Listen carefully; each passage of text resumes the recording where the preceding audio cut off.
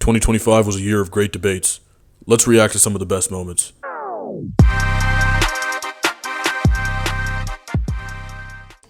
All right, ladies and gentlemen, it's White Boy 7th Street back at... No, I'm kidding. But yeah, greatest debates of 2025. That's the topic. That's Jubilee. We're just going to do a little novelty video today and just react to the best debates of 2025. Let's get into it. I'm going to skip around, obviously, but here's the intro. Hi, I'm Amanda Seals. Hey guys, what's up? This is Andrew Callahan. Hi, my name is Candace Owens. Hi, I'm Sam Cedar. I'm Dr. Mikhail Varshavsky, better known as Dr. Mike across social media. I'm Skip Bayless. I'm Mehdi Hassan. I'm a journalist. I'm the editor of Zeteo. My name is Brian Johnson. Hi, my name is Alex O'Connor. I'm Dr. Jordan Peterson. So we get the idea. It's a bunch of different people. Let's do this. Let's do Jordan Peterson versus atheists first. Morality and purpose cannot be found within science. So my take on this first, while I am a man of religion, I don't think that, this is like a very defensible position, right? Because you really can't find morality or purpose within science, but it doesn't mean that you can't find it outside of religion, which is really what he's getting at. And I think you can find morality and purpose outside of religion. How you doing? Nice to meet you. Nice to meet you. I guess since you said morality and purpose cannot be found in science, it would just depend on like what you're referencing. If you're saying a description of your psychological preferences would be considered within science, sure. But I don't think that you have to say that it comes from science in order to be like an atheist. As an agnostic atheist, I don't know if God exists and I don't believe that a God exists. And the only ones that I would really reject would be like the all-knowing, all-powerful, all-good, perfect notion of God that plenty of Christians like prescribe themselves. So I guess How is that relevant to this claim? You're basing a position of morality and purpose in some like notion of God that isn't the same type of notion of God that typical Christians would prescribe. Your notion of God is What typical Christians? Yeah, typically. I don't know what this has to do with Christianity, but for whatever reason, people who are raised Christian or come from a Christian background or are Christian, anytime anybody says anything that has to do with religion, will just assume they're attacking Christianity. It's really a one-sided beef. When I talk to Christians, they say that they believe in an all-knowing. About Cardinal Newman, who defined God as conscience. He was a major influence on all of Catholic social theory. How about that Christian? Sure. So do you believe in the all-knowing, all-powerful, all-good notion of God? What do you mean by believe? Do you think it to be true? That's the circular definition. What do you mean when you say you believe? How is that circular? Because you added no content to the answer by substituting the word true and believe. I said you think it to be true. All right. So if you believe something, you stake your life on it. What do you mean by that? You live for it? Yeah, Jordan Peterson sounds insane right now. He sounds like a fucking lunatic. And you die for it. That's what I mean by that. I believe the sky is blue, but if a guy puts a gun to my head and tells me the sky is red, I'm going to be like, yeah, buddy, the sky is red. You're right. It isn't something that you say. It isn't something that's associated with logical consistency. It's not declarative. It's not propositional. It's not a figment of your imagination. It's the presupposition of your attention and your action. And you're either fragmented, in which case you... I do believe he's talking about that in the context of religion, so I guess that's understandable. It's much more of an intense belief when it comes to religion. It's more of a faith than just a belief, right? Worship multiple gods, or there's some unity at the bottom of it that makes you an unstoppable force. Okay, so you're saying that you don't believe something if you wouldn't die for it? Not really, no. Okay.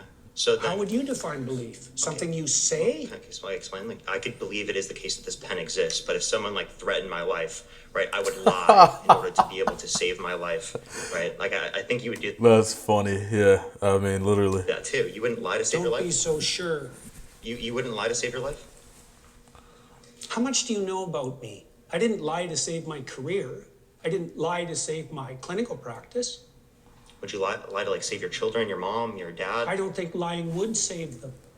Can there ever be a circumstance logically that lying could save someone? Yeah, and if you're steeped in sin, you're likely to live in circumstances like that. I'll give you an example. If you're like in like... He's being so dramatic, dude. Like, I'm not a big fan of Parker, but he gets the dough here. Nazi Germany, and it is the case that there's like Jewish people in your attic and you're trying to protect them, would you lie to like the Nazis if I they're would have Nazi? done everything I bloody well could so I wouldn't be in that situation to begin with.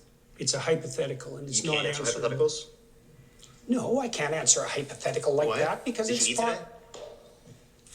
Look, Did you eat don't today? play games. I'm not playing games. I'm just Yes, asking you if you are. ate it. If you present me with an intractable moral choice that's stripped of context and you back me into a corner, you're playing game.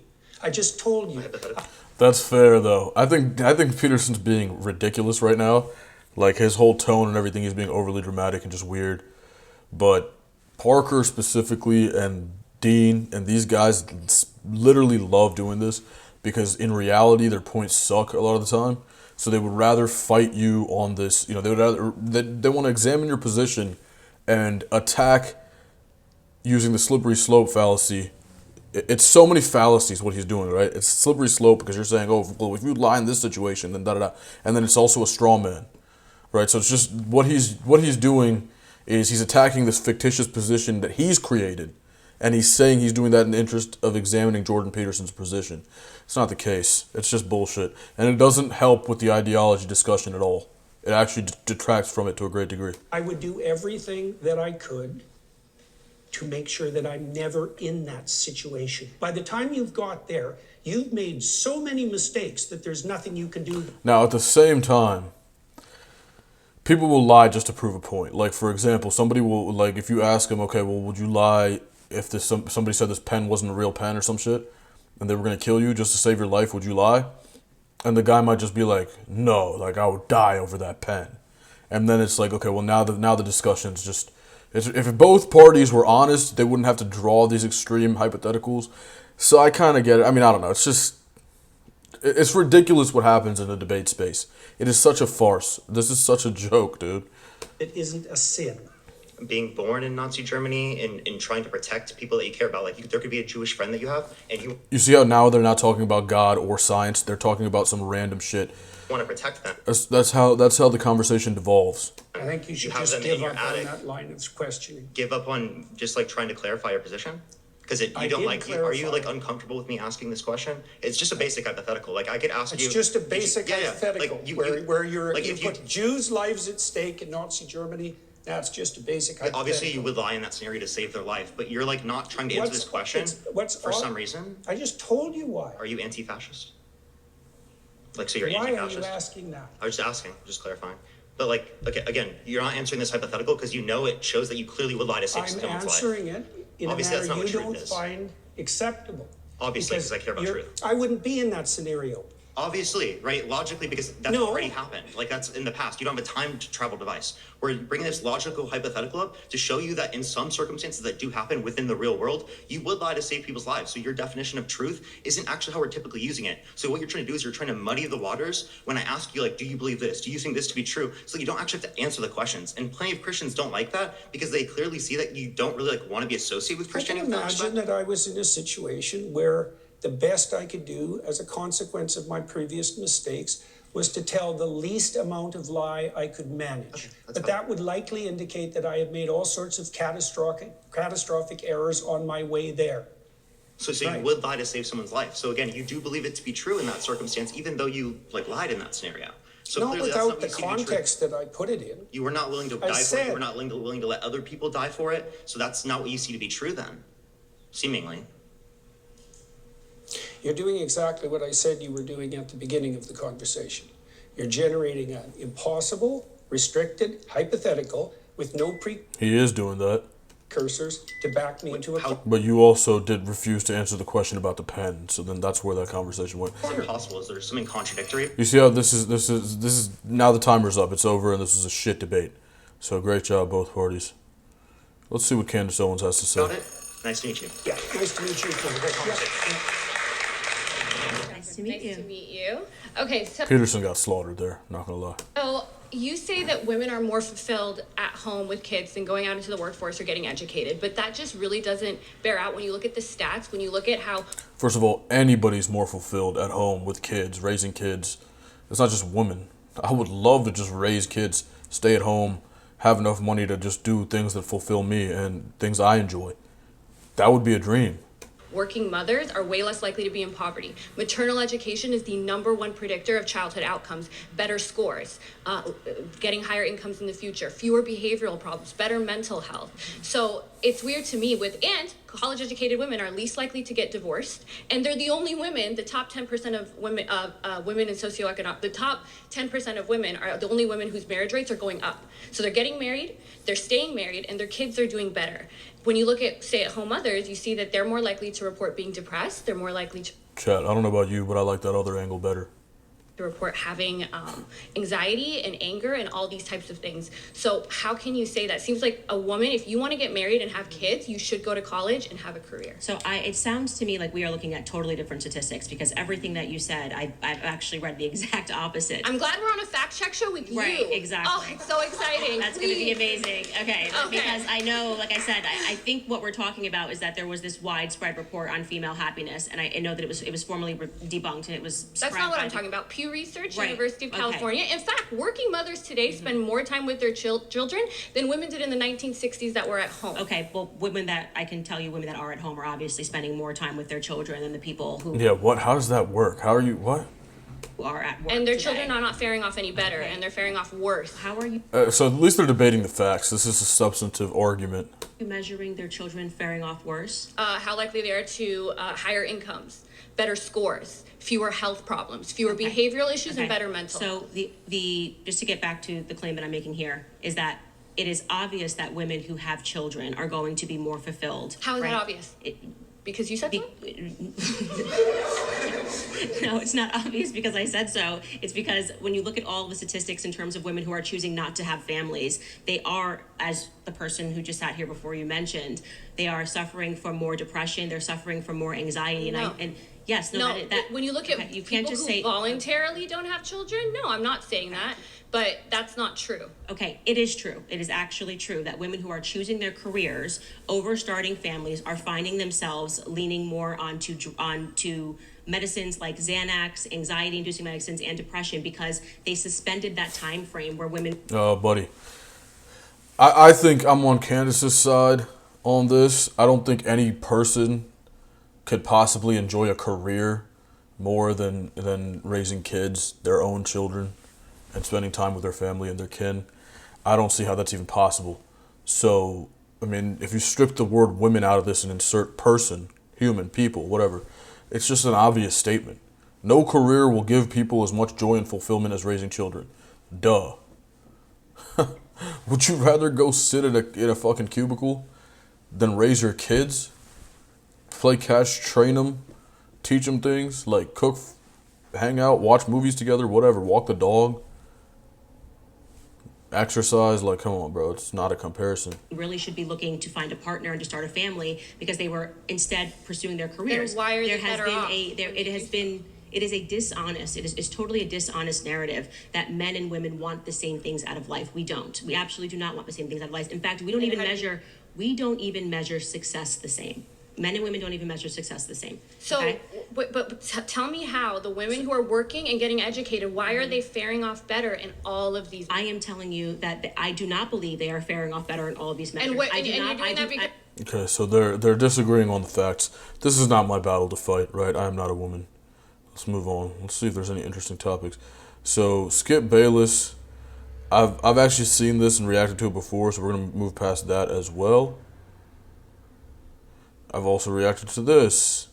All right, Amanda Seals. My next claim is that black on black crime is a result of underinvestment and over-policing. I would disagree vehemently on the over-policing part. Logically, it makes no sense to say that the hood is over-policed. And I want to hear her argument. Underinvestment, I agree. But if somebody is committing crime in a community, you need to send more police officers, not less. It doesn't make any sense to send less police officers to communities with higher rates of crime. You want more police officers to clean that up.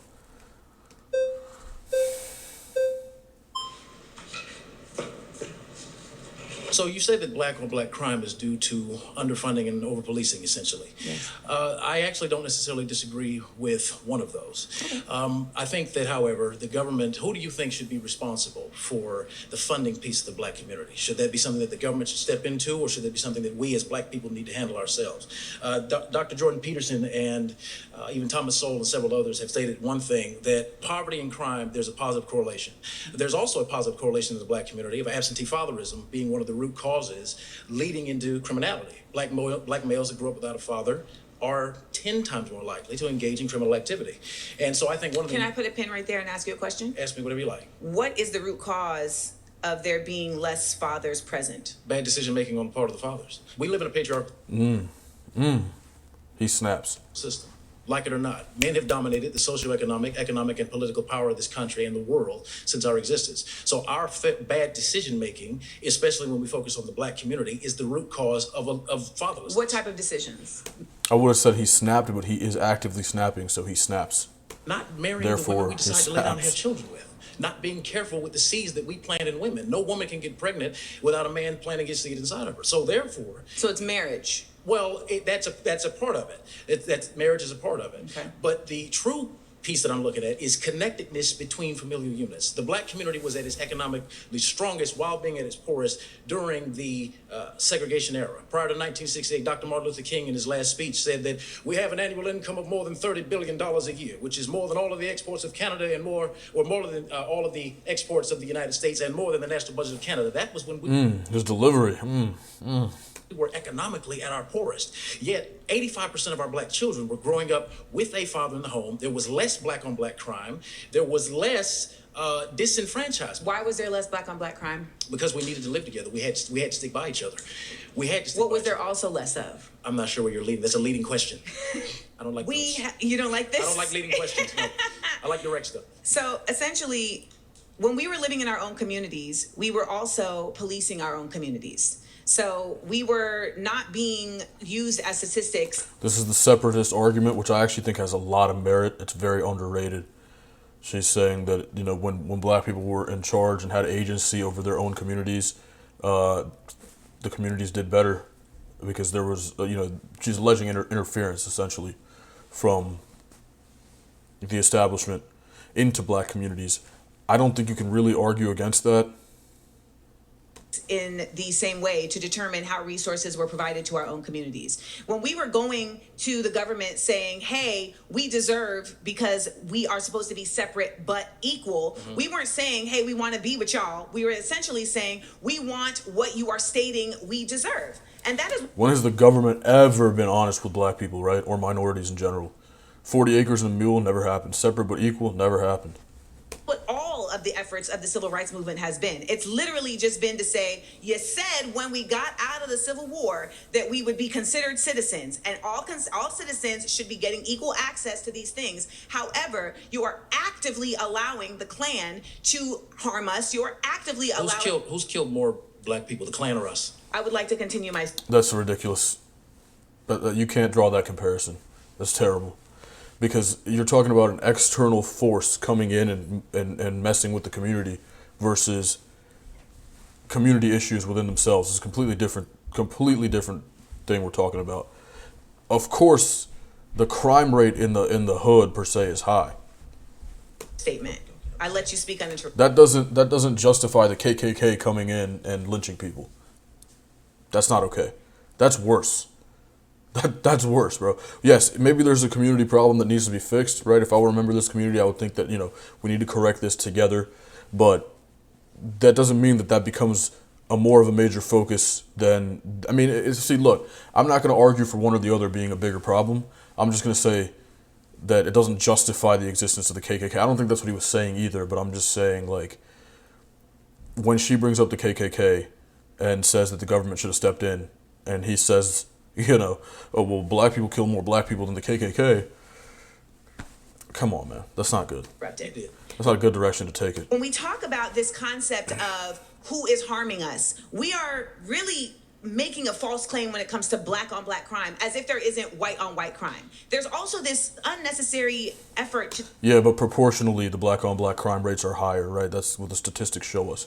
So there's clearly an underlying issue. Maybe it's tied to socioeconomic status and not so much to race and biology, which I do believe is the case.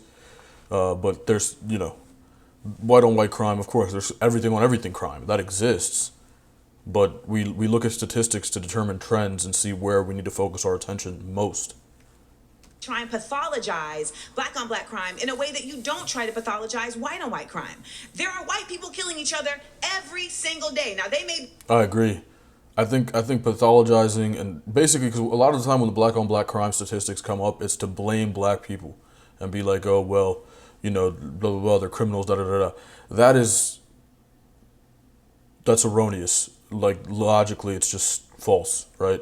The reality is there are socioeconomic factors that go into that stem from the slave era, have persisted, and maybe even worsened in some cases, in instances, in certain, especially with interference, government interference in communities, possibly worsened since that era, persisted through Jim Crow, segregation, the civil rights movement, on to today. And that is what's causing these communities to have issues, regardless of what race they may be. It so happens that in our world today, there is a larger proportion of black people in these communities. So citing black on black crime statistics to pathologize black people is erroneous. But these issues need to be addressed nonetheless. Be on jet skis in the pictures after they shoot up their whole family. But nonetheless, there are white people killing each other every single day. Now, much of the reason why you may see more numbers in terms of black on black crime are for two reasons. One, the statistics be lying all the time. We have seen What this. numbers? Okay, when you we say have seen that, this in a real way. But I have a So in question. New No, Jersey. when you say So when in you New say Jersey. that, what numbers can be trusted? Because with the previous speaker, you I'm said about to statistics all tell the you time. right now. Okay, so your sources. Can You be can't. trusted. Statistics do lie all the time. I agree with her on that.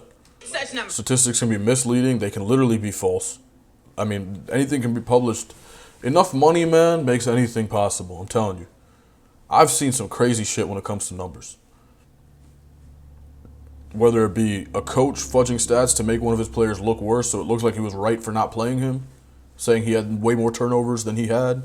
Whether it be, the government doing it, right? There are examples throughout history of stuff being faked.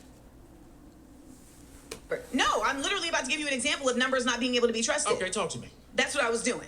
I'm listening. Okay, then listen. Oh, my ears on. So listen, in New Jersey, they had a statistic that was created by the police department that said, look at how many black people are committing crimes.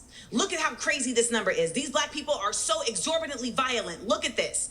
And then people went and actually matched the names that they were booking with the faces of the actual people incarcerated. And it was proven that they were lying. So that's one. So that's one instance. That's Hold on, one no, you're example. talking to somebody that works as a police dispatcher when I'm not making content. So here's the thing. I So see. no. You see what Well, the truth is. You're about to see the truth if you just give me a second. Like Trump said, just give me a second. I'm going to do the weave, but give me a minute. Well, here's So what when you all keep no, doing. No, You just keep interrupting me when I'm talking, and you don't want to hear the But point the that I'm point going to you're- make. the point that And you're yet you want raising- me to respect your point. And that's not how a debate works. So if you want me to keep getting louder, I will do it. But ultimately, if I show you Nah, she's just acting up, bro. You gotta relax. respect, You just make yourself look stupid when you do this. give me the respect back. I let you talk. I let you make your points. I am countering your points. And my points are just as valid as yours, even though you got a pocket square and a Church of Christ pin on your chest. It's not a Church of Christ. It's Whatever. A cross. It's a cross. Same difference. You got an American flag and you think you know something because you a cop. And ultimately, Not a cop, dispatcher. There's a difference.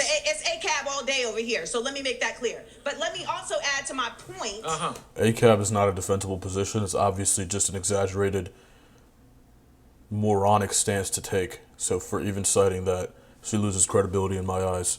My point is that you can sit here and blame black people on And the fact that she's yelling and shit, like, you gotta relax. black people all day long and not acknowledge. This is why, even though she does have some salient, noteworthy things to say, she's not gonna be taken seriously, or, you know what I mean? It's never gonna happen for her. Knowledge that we are forced into. You're coming to interrupt me again. I haven't even said a word. All right, that is flagged, so I'm gonna ask you to She never got to her point. She did do a lot of yelling, though. return to your seat. It's a waste of my time.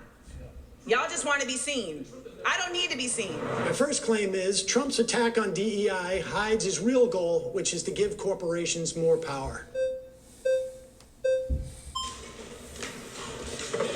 Hi. So giving corporations more power and not forcing them to abide by like bullshit laws, whether it be DEI or ESG or whatever it might be, brings business to America. giving corporations more power. Obviously, corporations can do a lot of evil things, they can do a lot of damage, but at the end of the day, this is the case, man. If you want the business here, if you want the economy to boom and people to be prosperous here, you want to incentivize them to bring business here. Why would anyone start a business in America if it's easier to go start it and cheaper to go start it somewhere else and they can get the same results and make the same amount of money? That means their bottom line, the profit, because their costs are lower, is going to be higher. You need to incentivize business. That's what the right does a lot, which the left will attack on social factors because they want to control the, all of these social factors and make the business owners suffer the burden of that. With no regard for the business consequences, the economic consequences of their social justice, and realizing how that could really create downstream negative impacts if people start to offshore their stuff and take their labor elsewhere, take their business elsewhere. How are you? Good. How you doing? Okay, when it comes to DEI, essentially, if a person was not racist, he would hire someone regardless, right? So why would we need a policy to protect a person if we've moved past racism? So would you consider yourself racist? Wait, are you suggesting we've moved past racism? Would you consider yourself racist? I consider myself, and sometimes I think we all practice like some form of, white supremacy. I think actually like we all do to some degree. Well, I'm glad that you're saying that. So I guess going to the LGBT topic, it seems like it's very prevalent for you as an issue. Well, it seems like a big issue. I mean, the Republican Party spent literally hundreds of millions of dollars demonizing trans people. Well, the reason why they've done something like that, and I think you're misconstruing the narrative, they haven't demonized them. They simply want protections back for their own children, because children are being stripped away from their parents. Who's their own children? Children are being stripped away from their parents? Yes, due to AB 954, they've now included gender identity as a premise to remove and strip parental rights for children. That's crazy. That's crazy. Personally, I don't think kids should be getting surgery before they turn 18. I think that's ill-advised. I mean, if there are cases where people want to reverse their gender change surgery, I mean, that could derail your entire childhood, I don't think that's the right way to go about it. Children who? I think at a certain age, yes, you should be allowed to change your gender if you so choose as an adult. But as a child, we don't allow a lot of decisions for children. So why would we go with something so extreme? Who maybe they are rejecting their gender ideology. So, but you'd be okay with parents who agree with their children's doctors to provide gender-affirming care? I do not agree with that. Do you? I believe that parents and doctors can make those decisions with the kids. If a child can't smoke, drink, or have sex before the age of 18, they should not be able to consent to a sex change. Agreed. That's a very drastic change you're talking about. It's very, there's a lot of medical intervention required for that. It's a drastic change. It's not irreversible. It seems like it is reversible, but it's very difficult to reverse. It's practically irreversible. Now, in terms of a DEI initiative, the reason why there's military bans on trans women and trans men is because they do not have the ability to cooperate at a mental capacity when they're constantly undergoing hormone treatment, as well as depression pills, as well as different mood stabilizer pills.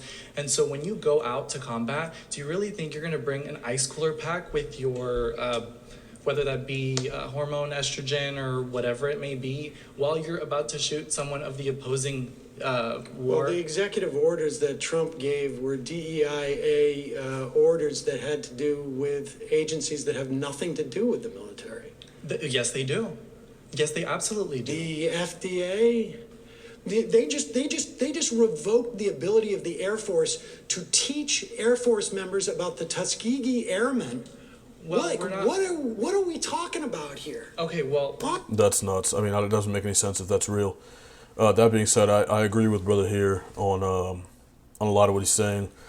I mean, I can't say I stand by everything he's saying, but I mean, when somebody is questioning their identity, I think that to an extent, there is a question about. I'm not saying in all cases. I'm not saying this about trans people. I'm just saying in general. if there's a question about your biological identity, whether that be your skin color, your race, whatever it might be, your in some cases, I guess your sex as well, mental health needs to be insured first before we proceed with anything. But again, as adults, people should be allowed to make their own decisions and do whatever they want. Honestly, like, they're rewriting history. Well, that's your perspective, right? But at the end of the day, if a person... Tuskegee Airmen, we can all agree, existed, right? Just listen to this. If you were racist, right, and you were an employer, and if you wanted to absolutely be racist and exercise that, you would. I think DEI sort of prevents people from seeing the reality. If a person truly wanted to hire you based on your intellect, based on your skill set, they would. DEI essentially provides tax cuts. For the end of the year, when you create your tax returns, they give you a tax credit for hiring someone who is black or a person of color. I don't know if you knew that. In these agencies? In agencies and private in government agencies, they don't get tax cuts for hiring people and the of other color. thing I wanted this is to protect people from discrimination. The other thing I want to kind of state here is that I've realized that a lot of the times with the liberals is that you guys push for example, for DEI and people of Latino or Hispanic descent. I don't know where he was going with that. If the owner was racist, he would still be racist. I don't know what the point he was trying to make there was. That kind of fell flat. And a lot if you ask me. of the times what you don't realize is you're actually doing more harm than good by putting them in positions where you make them believe that it's based on the color of their skin. It's based on... DEIA does not... is not It's based on merit. DEI emphasizes color, skin color, no, physical it attributes. says that the people who work in your agency, it's about anti-discrimination. Discrimination against what? Against people who may have different cultural mores, may have different... But that's irrelevant to a job, right? It's fair. Yeah, what he's saying is true.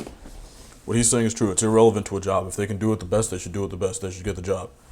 And if that means that it's, if white people are coming out of these better institutions and they are able to do the job better, then they should get the jobs. It doesn't matter that there were all these circumstances in all of our colored folks' ways.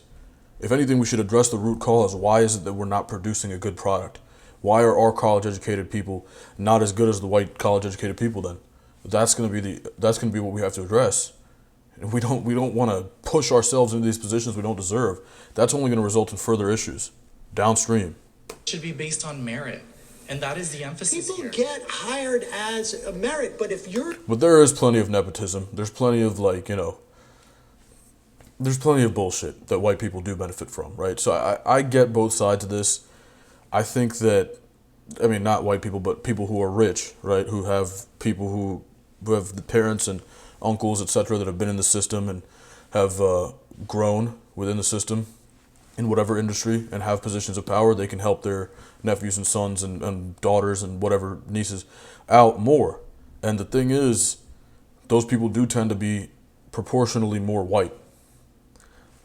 I don't know if you can fix that with DEI. I think that's just going to take time. You got to start by educating everybody to a higher degree and making the best products you can possibly make within each race and each category, just across the board. If the DEI... We're going to move on.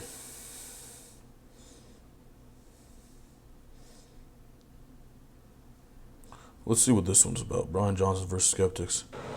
My first claim, ending death should be humanity's #1 objective. Hi, Brian. My name is That's an interesting take. Chelsea Godds, and But what if it's not possible? We'd be wasting a lot of time, right? I sit across from you today. I think I'm going to say the thing that a lot of people in this circle are thinking. It's easy when you're rich to care about not dying. Most people spend all day, every day, also caring about not dying because they're living paycheck to paycheck. 60% of Americans live paycheck to paycheck. Being poor is the story of humanity across the whole globe. I think listening to a man who doesn't know what it's like, how he's going to make rent next month, that to some of us, it feels pretty strange to hear you tell us that we're not focused on being alive. I think every person here is struggling to be alive every single day. I think most people in this country are struggling to be alive every single day. And when they smoke a cigarette, it's not about whether they want to die. It's about enjoying that moment. I'm talking to a man who publicly has said that you eat So work harder. She sounds like she's complaining a little bit. pureed food every day. And you're telling me, a normal human being who is like everyone else, struggling financially and whatnot, how I should be living my life. And I think there's something that's really disconnected about that.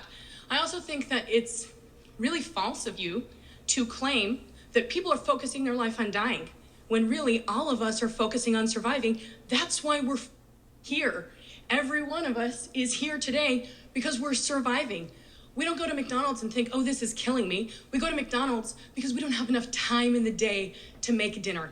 Because we can't afford to go to the grocery store and buy a $20 steak. Because we can't shop at Erewhon and get $40 of strawberries, you know? So I think a lot of us are here That's fair.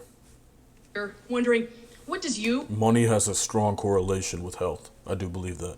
a person who's rich, who doesn't know what struggle is like, and who also talks about the fact that you use your own son's blood, have to add to us as humanity? Yeah. Hi, Chelsea. Hey.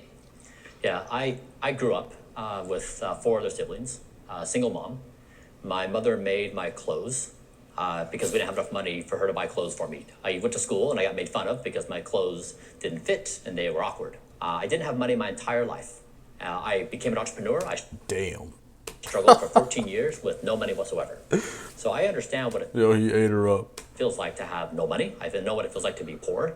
So I've been through that. I also was chronically depressed for 10 years. I wanted to commit suicide desperately. I really would have committed suicide had it not been for my 3 kids. I felt like I had a responsibility to them.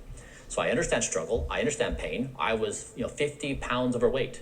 I was in a terrible shape. And so I understand what it's like to be that way. My argument is not to criticize you or anyone else. What I'm arguing is that companies have built their products to make you addicted and to make you ill. That's the core. I agree. I actually agree with him wholeheartedly on that. Thing I'm trying to say is that the most powerful economic... I don't know about to make you ill, but they make them cheaply, so it doesn't matter to them if you get ill or not. And the point is to get you to keep buying. So the addiction factor is there for sure. There's a profit incentive in addiction. Whether you're addicted to chocolate, McDonald's, whatever it might be, cigarettes, they make money off of that. And it doesn't matter to them. It doesn't make them more money for you to stay healthy, right?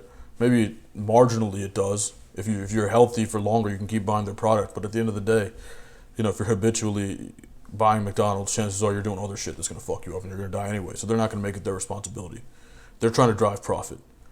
Engine in all of history, the American economic engine, has pointed itself at creating addictive foods and phones and social media and porn and junk food. Do you not think that you're addicted to trying to stay alive? Do you not think that that's an addiction? Do you think not doing fat injections in your face, constantly doing plastic surgery, do you not see that as an addiction yourself? No, I view it as a pursuit, and we're trying to figure out how... So if I change the name of my addictions to a pursuit, then maybe you'll think that it's socially acceptable. No, but it's not the same thing, right? It's not the same thing. You're not mindlessly addicted to something and making these subconscious decisions because there's this oil in this food that's like highly, your brain's craving it, right? Your body's craving it. That's not what he's doing. He's trying to be immortal, I suppose. I don't really know his stance, but that's not the same thing at all. Acceptable. I think that we share something in common, that neither one of us wants to die in this moment. I mean, not today, but sometime, hopefully.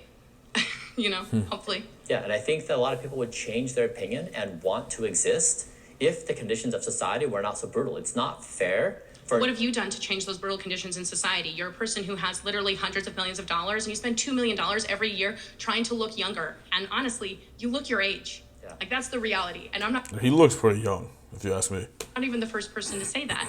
So what are you doing to make humanity better, really, other than pursuing your own vanity? Yeah, well, I share everything I learn from all the scientific evidence with everybody for free. But it's scientific evidence from your own body, right? So the study isn't terribly useful to the general population because a black woman isn't going to have the same biometrics as a 48-year-old white man. So, I mean... He's 48? You think he looks his age? In some ways, it's kind of a selfish pursuit that you're trying... Look at him, hold on. Trying to make it seem like it's altruistic. I feel like that's the disingenuous part of this conversation, is that you're coming at it from an argument of altruism, but I see it, and I think a lot of people in this room today see it as selfishness.